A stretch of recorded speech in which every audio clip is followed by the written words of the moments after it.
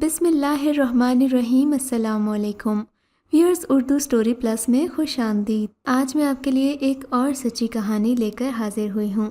امید ہے کہ کہانی آپ کو ضرور پسند آئے گی۔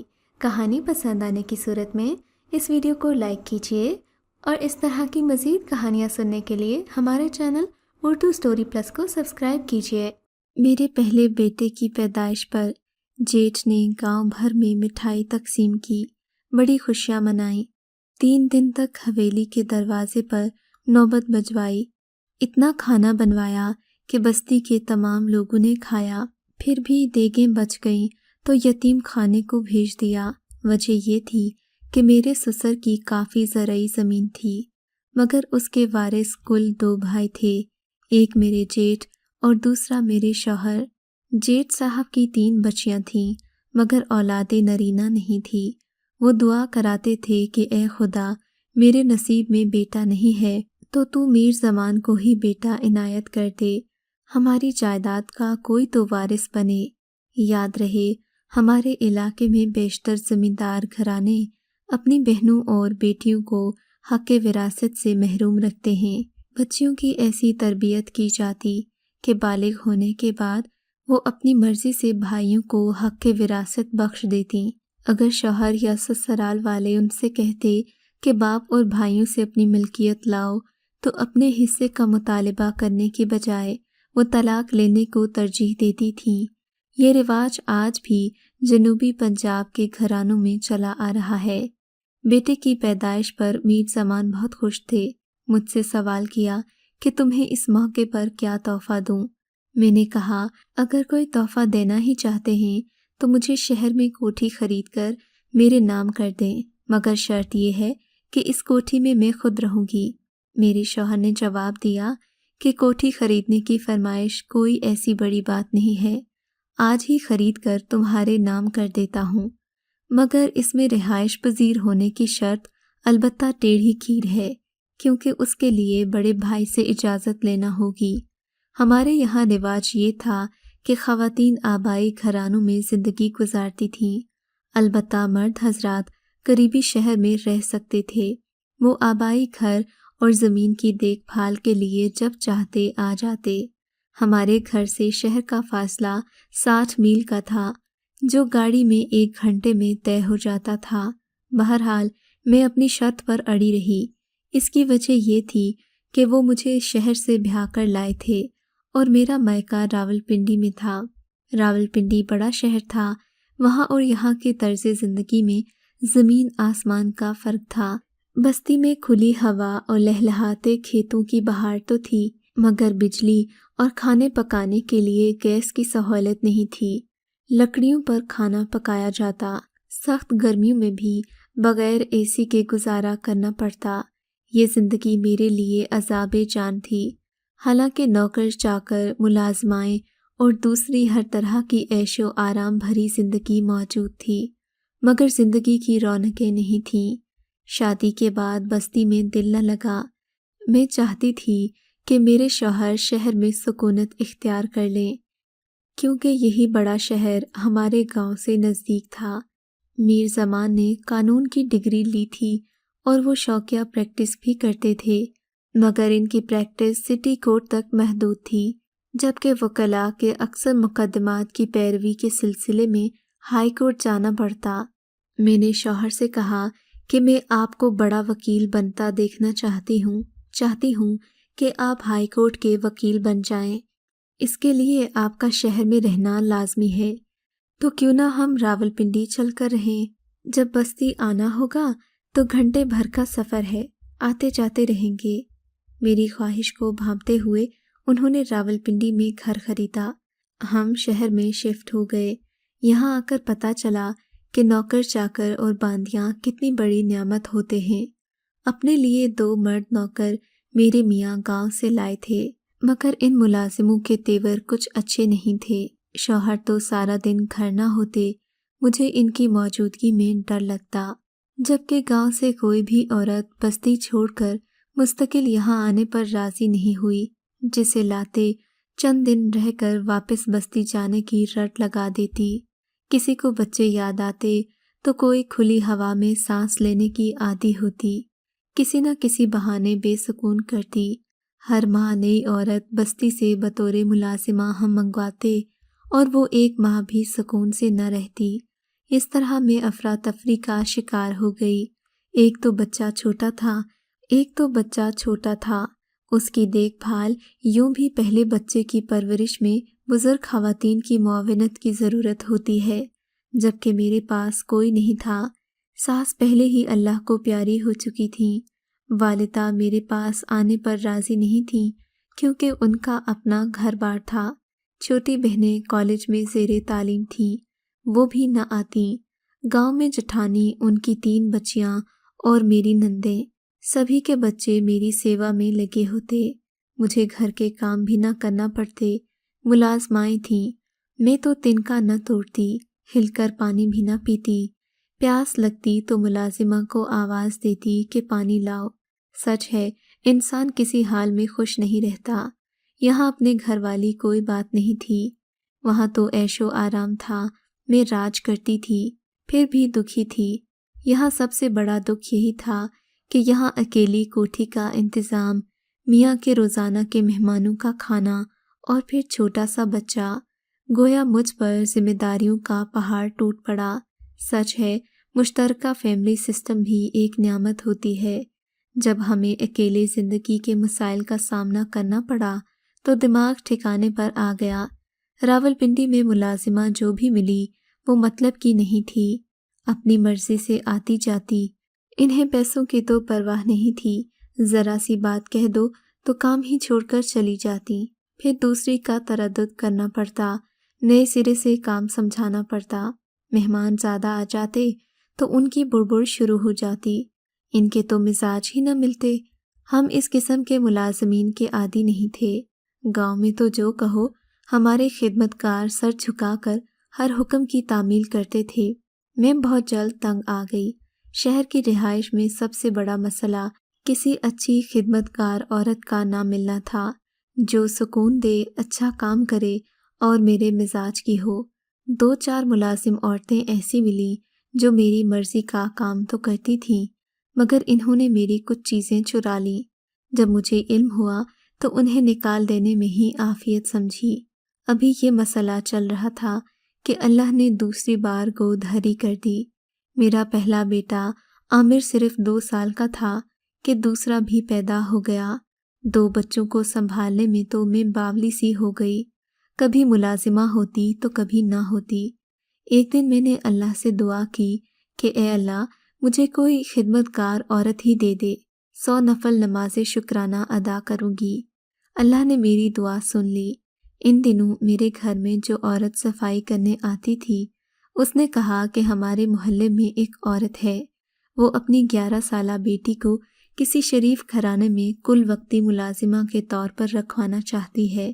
اگر آپ کہیں تو اس لڑکی کو کل ساتھ لے آؤں۔ اندھا کیا چاہیے 2 آنکھیں، فوراً لے آؤ، میں نے جواب دیا۔ اگلے روز گلبہار اپنے ہمراہ ایک اور بچی کو لے آئی۔ بچی کو پہلی نظر میں دیکھا تو مجھے اچھی لگی، کچھ سہمی ہوئی غربت کی ماری تھی، مگر چہرہ شہزادیوں جیسا تھا۔ اتنی حسین لڑکی اس عورت کی تو نہ تھی۔ میں نے اس کی سانولی اور قدرے موٹی ماں کی طرف دیکھ کر سوچا، ماں کی شکل بری تو نہیں تھی، مگر لڑکی اپنے حسن میں کمال تھی۔ میں نے کہا، کیا تمہاری بیٹی ہے؟ کہنے لگی، ہاں بیگم صاحبہ، یہ میری ہی بچی ہے۔ میں نے کہا، لگتا ہے اس کا باپ خوبصورت ہوگا۔ کہنے لگی، بی بی جلدی سے تنخواہ طے کر لیں، میرا خاوند باہر کھڑا ہے، ہمیں جلدی جانا ہے۔ میں نے کہا، کیا تمہارا شوہر ساتھ آیا ہے؟ کہنے لگی، جی۔ میں اکیلی واپس کیسے جاتی؟ ہم لوگ کافی دور سے آئے ہیں۔ کہنے لگی، میں اس کی تنخواہ کے 6,000 لوں گی، مہینے میں بس 1 دن کے لیے لے جاؤں گی، صبح لے جاؤں گی اور شام کو واپس چھوڑوں گی، یہ اپنے بہن بھائیوں سے مل لے گی۔ میں نے کہا، مجھے منظور ہے، اب تم اسے چھوڑ جاؤ، میرے گھر کے ماحول کے بارے میں بے فکر ہو جاؤ۔ اماں گلبہار 6 ماہ سے میرے پاس کام کر رہی ہے، ہمارا ماحول جانتی ہے۔ میں نے اسے اطمینان دلایا، میں نے اسے ایڈوانس بھی دیا، 2,000 روپے تھمائے تو خوش ہو گئی۔ گھر سے نکلی تو گیٹ بند کرنے سے قبل میں نے جھانک کر دیکھا۔ اس کا خاوند کالا بھدا، ناٹا اور ایک بدشکل آدمی تھا۔ اف خدایا، کیا یہی اس پری چہرہ کا باپ ہے؟ میں نے دل میں سوچا، یہ تو ہرگز نہیں ہو سکتا۔ خیر، اس بچی کے آنے سے مجھے بہت سکون ملا۔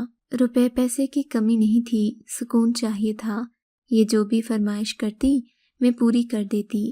اس کی ماں رقم کا تقاضا کرتی تو کبھی جوڑے مانگتی، میں اپنے اترے ہوئے جوڑے جمع رکھتی تو وہ لے جاتی۔ ایک بار کچھ سامان کی فرمائش کی تو میں نے 10,000 روپے ہاتھ میں تھما کر کہا، جا کر خود خرید لو۔ ایک بار آئی تو اس نے چھت کے لیے 20,000 روپے لیے۔ غرض یہ کہ وہ مختلف چیزیں مجھ سے مانگتی رہتی، بدلے میں اس کی بیٹی میرے گھر کے سارے کام کرتی۔ اب تو میں ایک دن بھی اس کے بغیر رہنے کا تصور نہیں کر سکتی تھی، یہاں تک کہ اگر وہ چند گھنٹوں کے لیے بہن بھائیوں سے ملنے جاتی تو شام تک میں اس کے بغیر روحانسی ہو جاتی، جیسے میرے دونوں بازو ہی کٹ گئے ہوں۔ رفتہ رفتہ ان لوگوں کو پتہ چل گیا کہ اب نادیہ میری کمزوری بن گئی ہے۔ اس کی ماں کے مطالبات بڑھنے لگے، مثلاً یہ کہ اس کی بہن کی شادی ہے، جہیز کے لیے رقم چاہیے، گھر چھوٹا ہے، غسل خانہ تک نہیں ہے، ساتھ والا پلاٹ بک رہا ہے، 8 بچے ہیں، تنگ جگہ پر گزارا نہیں ہوتا، وغیرہ وغیرہ۔ اگر 2 لاکھ ادھار دے دیں تو ہم پلاٹ خرید لیں گے، گھر بڑا ہو جائے گا۔ ایک دن میرے منہ سے نکل گیا، نادیہ، تمہارے ماں باپ تو حد سے بڑھنے لگے ہیں، کیا اب مجھے تمہیں انہیں واپس کرنا ہوگا؟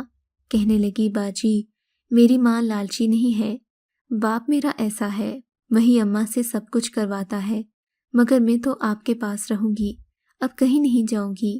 میں نے کہا، کیوں، کیا تمہیں ماں باپ کی یاد نہیں آتی؟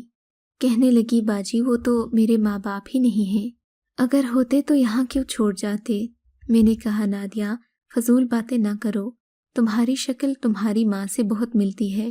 میں نے یوں ہی کہا، حالانکہ میں جانتی تھی کہ ماں باپ کی شکل واقعی اس سے نہیں ملتی، مگر میں اس کی حقیقت جاننا چاہتی تھی۔ بالآخر جب ایک دن اس کی ماں آئی تو میں نے پوچھا کہ آخر کیا بات ہے، تمہاری بیٹی نے ایسا کیوں کہا؟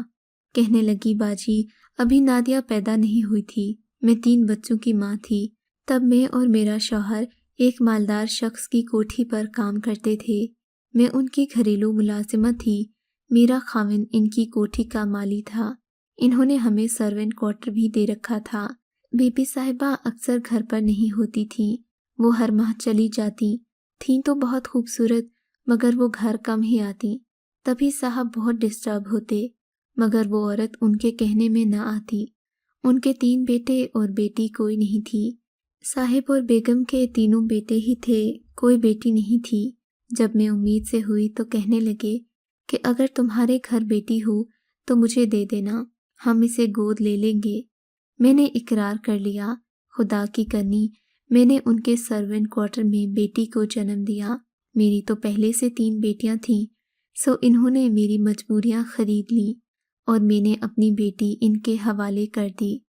چند دن تو ان لوگوں نے میری بچی کا چاؤ کیا، مگر پھر شاید دل سے اسے قبول نہیں کیا۔ ارشاد صاحب نے تو بچی کے لیے جھولا بنوایا، اسے سونے کی انگوٹھیاں پہنائیں، مگر پھر میاں بیوی میں جھگڑا ہونے لگا، وہ اپنے بیٹوں کو لے کر گھر سے چلی گئیں، ادھر صاحب بھی اکیلے ہو گئے۔ ایک دن میں بیمار تھی کہ بی بی جی کے شوہر مجھ سے ملنے آئے، کہنے لگے کہ میری تو اب زندگی کا کوئی بھروسہ نہیں ہے، تم اپنی بچی کو خود ہی پال لو، کیونکہ میری بیوی مجھے چھوڑ کر چلی گئی ہے۔ جاتے ہوئے وہ کافی رقم بھی دے گئے، میرے شوہر نے رقم تو سمیٹ لی، مگر میرے شوہر کو جلد ہی یہ بھی پتہ چل گیا کہ یہ بیٹی میری اور اس کی نہیں، بلکہ ارشاد صاحب کی لغزش کا نتیجہ تھی، جسے انہوں نے مجھ سے مانگ لیا تھا۔ جبھی تو وہ میری بیٹی کا اتنا چاؤ کر رہے تھے، خرچہ بھی بھر رہے تھے، اسی لیے ان کی بیوی جھگڑ کر چلی گئی تھی۔ میرے پاس شوہر کی باتوں کا کوئی جواب نہیں تھا، میرے تو اور بھی بچے تھے، شوہر سے علیحدگی لے کر میں کہاں جاتی اور انہیں کیسے پالتی؟ بس اسی اذیت بھرے حالات میں اب تک جی رہی ہوں۔ پہلے یہ اذیت میری ذات تک محدود تھی، جب میری بیٹی چھوٹی تھی مگر اب یہ بڑی ہو گئی ہے، میرے شوہر کا التفات اس پر زیادہ ہی رہنے لگا ہے۔ میں اس بات سے خوفزدہ ہوں کہ کہیں اس کی یہ محبت میری بیٹی کو نقصان نہ پہنچا دے۔ اگر یہ کسی انتقامی کارروائی پر اتر آیا تو میں کیا کروں گی؟ نادیہ تو نادان ہے، میرے شوہر کے جھوٹے پیار کو نہیں سمجھتی۔ مجھے اپنی فکر نہیں ہے، مگر میرا میاں بہت خراب آدمی ہے، مجھے اس کی نیت پر بھروسہ نہیں ہے۔ چاہتی ہوں کہ اس کا کوئی اچھا رشتہ مل جائے تو جلد از جلد اس کے ہاتھ پیلے کر دوں۔ اس کی یہ کہانی سن کر میں نے کہا، تم دکھی ہو، میں تمہارا ساتھ دوں گی، تمہاری بیٹی کو بہانے میں تمہاری مدد کروں گی۔ میں نے اسے کچھ رقم دی اور کہا، فکر نہ کرو، تمہاری لڑکی میرے گھر میں محفوظ ہے، یہاں اس کا کوئی بال بیکا نہیں کر سکتا۔ میں تنخواہ اور بڑھا دوں گی، تمہارا شوہر مطالبہ کرے تو لے لینا، مگر تمہاری بیٹی بڑی ہو رہی ہے، اس کا رشتہ تلاش کرو، اور کوئی اچھا رشتہ مل جائے تو جہیز کی فکر نہ کرنا، ہم اسے اپنے گھر سے عزت کے ساتھ بہا دیں گے۔ اس عورت نے مجھے دعائیں دیں۔ اس کے بعد 4 سال تک نادیہ میرے ساتھ رہی۔ اب میرے بچے اسکول جانے لگے تھے۔ ایک روز اس کی ماں آ گئی اور بولی، نادیہ کا اچھا رشتہ ملا ہے، بھائی کا بیٹا ہے، مگر میرا خاوند میرے بھائی سے اس رشتے کے بدلے میں 3 لاکھ مانگتا ہے۔ میں نے اپنے شوہر سے ذکر کیا تو انہوں نے کہا کہ اس بچی نے اتنے سال اتنے خلوص کے ساتھ کام کیا ہے، ہمارے بچوں سے پیار کرتی ہے، بدلے میں یہ رقم کچھ نہیں۔ خیر ہم نے چھان بین کی اور اس عورت کو 3 لاکھ روپے دے دیے کہ تم اپنے بہنوئی کو دے کر بھانجی کو بہو بنا لو۔ بتاتی چلوں کہ دیہات کے غریبوں کا یہ رواج ہے کہ لڑکی کے بدلے لڑکی لیتے ہیں یا پھر رقم طے کرتے ہیں، لہٰذا رقم لے کر اس کے شوہر نے نادیہ کا رشتہ اپنے سالے کے بیٹے سے کر دیا۔ آج نادیہ اپنے گھر میں خوش و خرم اور آباد ہے اور ہمیں بھی دعائیں دیتی ہے، جن کی وجہ سے اس کا رشتہ ممکن ہوا۔ خدا اسے ہمیشہ خوش رکھے۔ اگر آپ کو یہ کہانی اچھی لگی ہے تو ہماری ویڈیو کو لائک کیجیے اور اس طرح کی مزید کہانیاں سننے کے لیے ہمارے چینل کو ضرور سبسکرائب کریں۔